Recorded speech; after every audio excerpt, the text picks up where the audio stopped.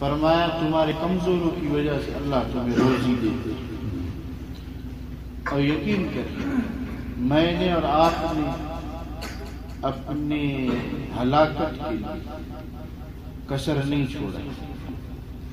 ہم صبح کرتے بھی ہیں گناہ کے ساتھ، شام ہوتا ہے گناہ کے ساتھ۔ ہم اپنی خوشی میں بھی اپنے پیارے اللہ کو ناراض کرتے ہیں، اور غم میں بھی اپنے پیارے اللہ کو ناراض کرتے ہیں۔ اور ظلم کی بات یہ ہے، ظلم کی کہ آج مسلمان نے گناہ کو گناہ نہیں سمجھا، بس سب سے بڑا ظلم۔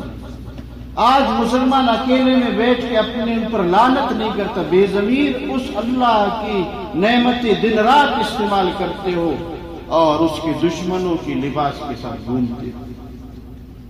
آج مسلمان سے یہ ضمیر نکل،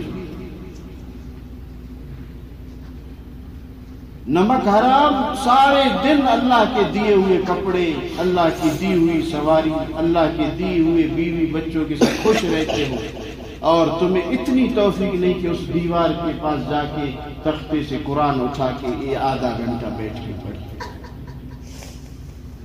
تمہیں اتنی آج فرصت نہیں۔ نمرود کا مقابلہ، فرعون کا مقابلہ یہ مسلمان اس دور میں کر رہا ہے۔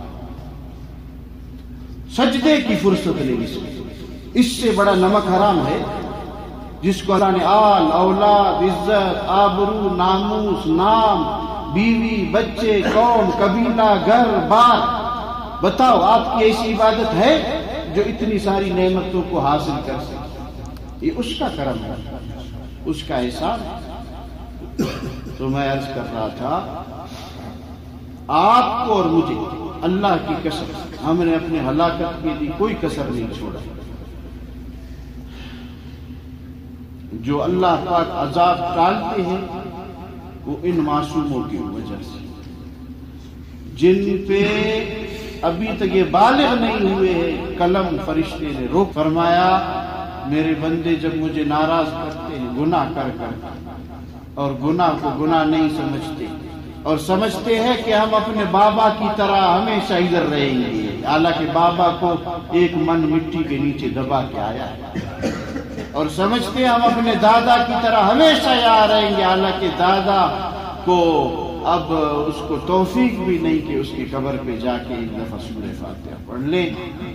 فرمایا جب یہ برے اعمال کرتے میں فیصلہ کرتا ہوں کہ ان پہ عذاب نازل ہو، تو میرا عذاب پہلے آسمان تک پہنچ جاتا ہے، وہاں چھوٹے چھوٹے دنیا میں معصوم بچے قرآن اٹھا کے سب سوئے ہوئے ہیں، یہ اللہ کو جاری کر رہے ہیں، پھر عذاب آپ ان کے صدقے جائیں جو آزادی کے ساتھ کاروبار کر رہے ہیں۔ خدا کی